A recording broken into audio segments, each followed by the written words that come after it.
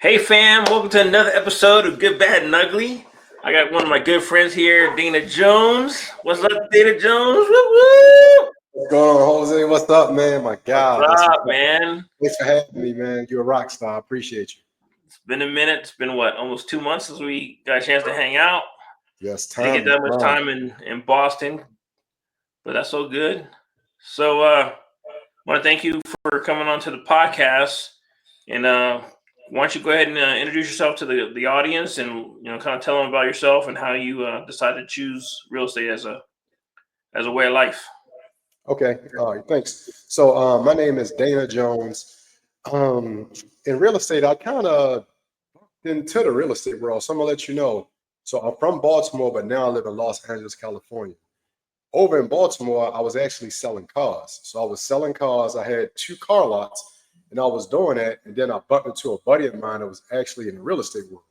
So then I got into the real estate world and I started doing fix and flips. So the way I looked at it is I was selling cars. Cars was my everyday money. And when I do a flip off of the real estate, that was like my savings. So I was kind of like flip flopping, going from real estate to cars, doing it all at one time. So then I actually went from fix and flip to actually building a rental portfolio. So I built that rental portfolio. I was renting rooms out in Baltimore. I was actually doing long-term rentals. So fast forward now to me living in Los Angeles, that's what actually allowed me to move over here in LA.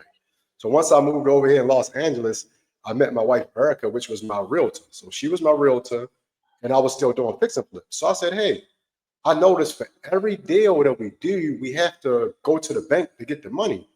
So I said, you know what? Why don't we open a mortgage company? And she thought I was crazy. And that's when we opened E-Planet Mortgage like 7 years ago. And at E-Planet Mortgage, I mean, I kind of like love it because I have like the real estate investor background, and I also have the loan officer or the mortgage background. So we've been doing like a lot of mortgages for everybody in the community as far as the DSCR loans, the fix and flip loans, and now I actually acquire businesses and mergers and acquisitions. So now we do SBA lending as well too. So when we do the lending, you get the lending from a person who's actually doing the thing.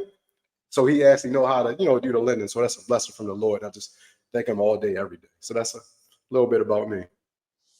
So how does one go to start a mortgage company? Because I mean, from from my perspective, right? I'm like, if I just said I want to start a mortgage company, and somebody needed to borrow, let's say, 500K to purchase a property, whether it be to rent it or to fix and flip it, I said I don't have 500 to send to the bank. So how does one just decide to start up a mortgage company? And how do you fund the loans that you give out?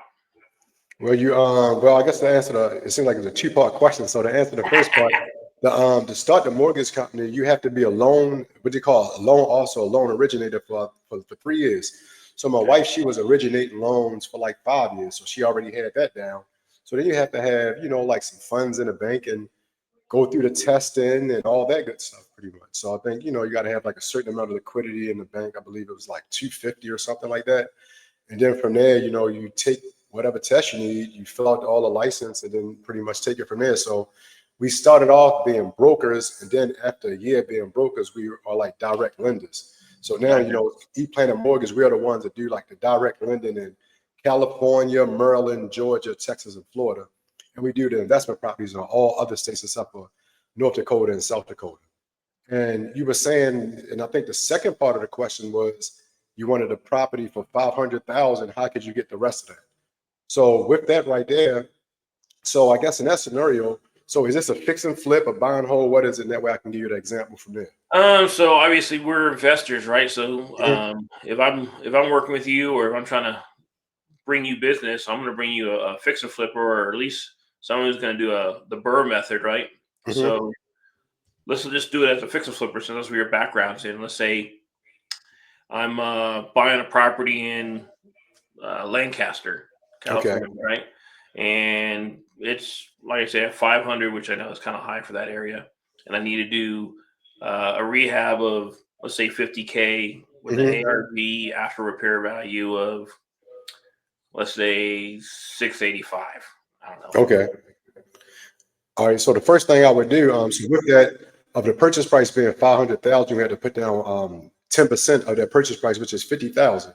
But the first thing what I would actually tell an investor to do to make sure they actually underwrite it correctly. So I would always say, so you said the ARV is 685. I would say do 685 and multiply that by 75%. So make sure that the purchase price and the renovation budget doesn't exceed that. So that's how we would actually do that. So if the renovation budget and the purchase price didn't exceed that 75%, then it's a good deal. So if a deal with a deal similar to that, then you would actually put down $50,000, which is 10% of the 500,000, and then you would give us what we call a scope of work.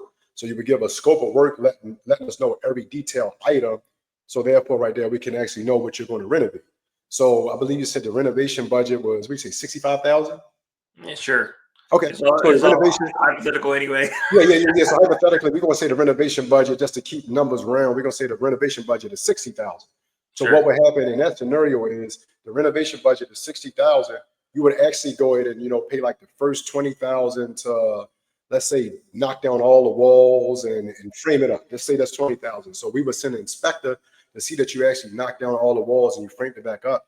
And once we did that, then we would give you your $20,000 back, and it would go on and so on and so on. So the renovation budget is actually 100%, but you would kind of like pay up front and we would reimburse that. And like for like a lot of my investors, I know a good thing to do is, if it is 60,000, I would say, put it on your credit card. So you might come out of pocket like 10,000 or 15,000, but then you're going to be in agreement because you're going to get that 20,000 back. So now you're playing with the house money. Nice. So, do you identify just as a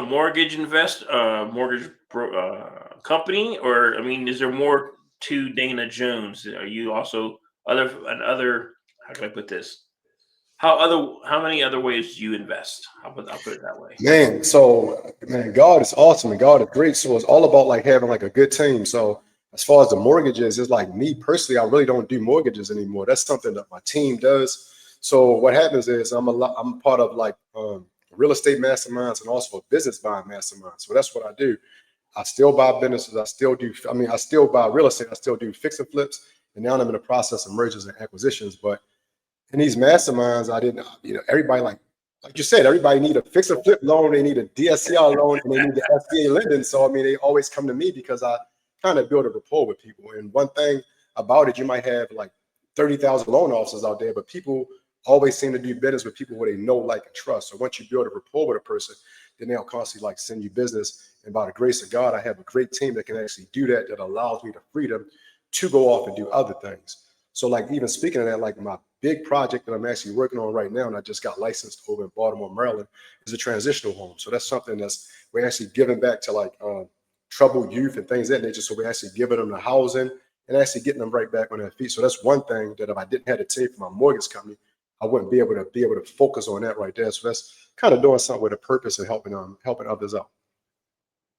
So you said transitional housing for youth. Can you kind of elaborate more on that? Like, why is that important to you? And if I'm not mistaken, you have a nonprofit that helps Mhm. you um, manage and fund that. So can you kind of tell us about that? Okay, yeah. So my nonprofit is called the Pure Love Foundation. So you want to look us up as the purelovefdn.org. So that's what it is. And you said, why the youth? Because I just figured the youth, I mean, that's the next generation. And then God gives us the ability, or He gives us our gifts, and our gifts, I always say, is not for me, it's for other people. So when I look at the youth, they listen to this rap music, and the rap music is, man, go out there and go kill that person, or go rob this person for this and for that. And I'm like, nah. So instead of me talking about the problem, let me get my finances up so I can actually do something, so I can show you that you don't have to sell drugs to make money. You don't have to rob nobody to make money. We can actually show you how to make money a legit way. We can actually show how to make money by investing in real estate.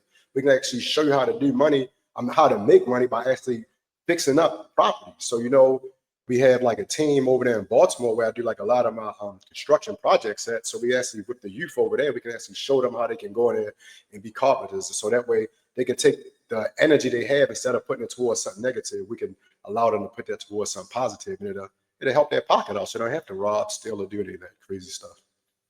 That's awesome, dude. Um, so, I mean, you've been around a little bit. What What do you think is a good lesson if you were to talk to your 18 or 19-year-old self?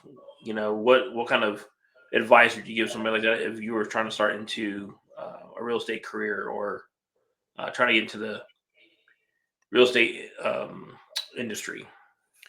Man, my 18-year-old self, I would just tell myself to actually get into books. So get into books as far as for what you want to get into. You want to get into real estate, start reading those real estate books. But that's cool. But then the second thing that I didn't really realize, and I would have did this if I was 18, to actually get into like a mastermind or community. Get into a real estate community and just engulf yourself with everybody that's doing real estate, because that's going to be like your new friends. That's going to be your new family. So if everybody is talking real estate, then it's like where you're weak, they're strong, and where you're strong, they're weak. So that's what I would actually do. I would join some sort of a mastermind, join some sort of a community, and just be around everybody in that environment. So therefore, everybody can help each other out. So when you're reading a book, it's just you alone reading that book. But if you don't have nobody to kind of help you, where you need help at, or you can actually help them as far as a team or a community, then you'll kind of be lost. It's almost like you'll be on an island sitting by yourself. And I've learned that I wouldn't say the hard way, but we recognize the need to be in a community where you can be with like-minded folks. How you and I met, right, through the owners club. I still remember going to dinner in Scottsdale and sitting next to you and having a good chat. So you mentioned earlier that you are in mergers and acquisitions. I know growing up, nobody told me how to buy a business or identify how what a good deal is for a business. Can you kind of elaborate on that and share how you go about identifying a business to build, or excuse me, a business to buy, and how you evaluate them?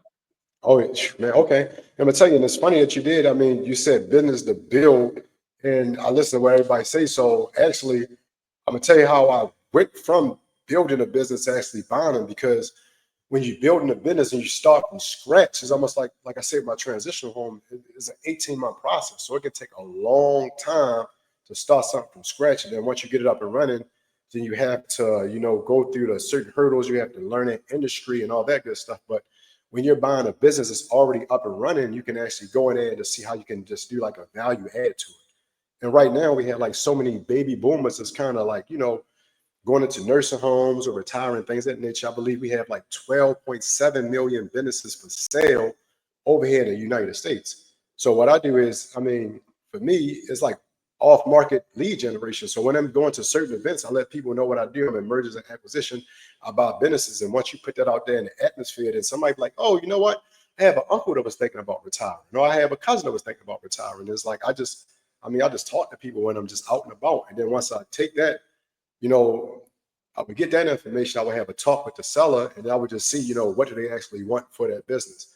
Sometimes, if a seller started from scratch, they might think that they might overvalue. So they might think the business is worth like, well, for instance, I'm gonna give you a real scenario. So I just talked to somebody the other day, and they said they wanted $40 million for their business. So I'm like, okay, 40 million. So I'm like, what is the EBITDA? Like, what is it like? What is kind of like the net, like each and every So year? And they said that it's net. describe what an EBITDA is for people that may not understand So that the term. EBIT is interest before earned income, taxes, and insurance. We got to edit it. So yeah, that's for the EBIT. So it's pretty much like the net for the business, kind of sort of. Right. So I asked them what it was, and the EBITDA was like, they said $2 million, but it's 2.5 million when they do add back. So add back is, if the seller is living like a luxury lifestyle. So once I buy that business, I can add that income back in there. So typically when you're getting a business at $2 million, it can trade or sell for anywhere from like 3 times to 4 times that amount. 3 times two is like 6 million to like $8 million. So I was just asking him, like, where did he get this $40 million from? And the $40 million was like a projected income. And I'm like, well, I mean, if you're selling it off of what it's projected to do, I would buy the business and I would do my own projections so I can actually bring it up to that value. So when you're buying a business, you only can buy for the numbers. It's like right there, especially when you're doing an SBA loan, you only can get finance for, what's on your tax returns pretty much. So the most we can do that business for is either anywhere from like 6 million to 8 million.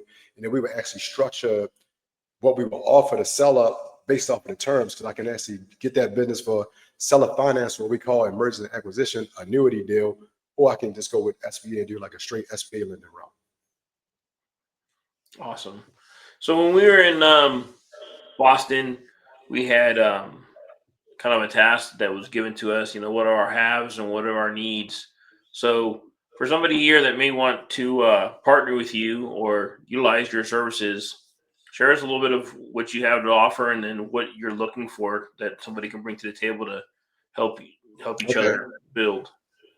Yeah. So like I was saying, so right now we're doing the lending for the investment properties, so the fix and the flip, the DSCR loans, and the SBA lending as well. But I guess one need I would say is what we're having a problem with right now, not a problem, but like a hard time is what we call doing like get funding or get lending in order to get somebody SBA ready. So sometimes, people books may be a little off. So what we do like an annuity deal where we can do a seller finance, but somebody, for instance, might need like what you say get funding. So anywhere from like 80,000 to $200,000 to get into that deal, and then after a year, we would actually refinance that seller out with the SBA, and we'll pay the gap lender off.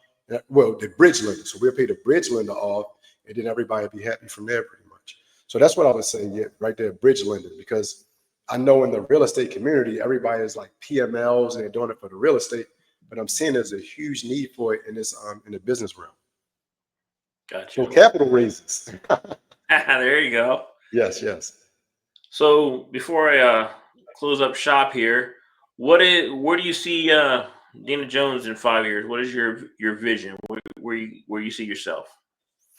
In 5 years, I would say in 5 years, like 80 transitional homes over here in Los Angeles, California. 40 of them over there in Baltimore, Maryland. And then from there, yeah, that's what I would say, 80 over here, 40 over there in Baltimore, Maryland. And then also from that right there, giving back to the community, allowing the people that we're actually helping, getting them in a workforce development program. So actually showing them how they can actually get a job or be an entrepreneur.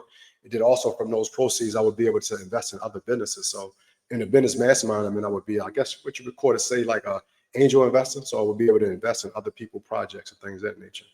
Nice, awesome, dude. So if somebody wants to partner with you, how would they get a hold of you? Give us your like IG, YouTube, email. Knock us out. What you got? Oh, so you can catch me on Instagram at Dana Jones the Mogul. So that's DanaJonesTheMogul. So Dana Jones the Mogul. Um, my YouTube page is the Legacy Builder Club. So once again, that's the Legacy Builder Club. And just give me a shout out 310-926-6318. Shoot me a text message to see how we can actually make something happen together. That's awesome, man. Well, I appreciate you coming on the podcast. It's been great talking with you again, my man.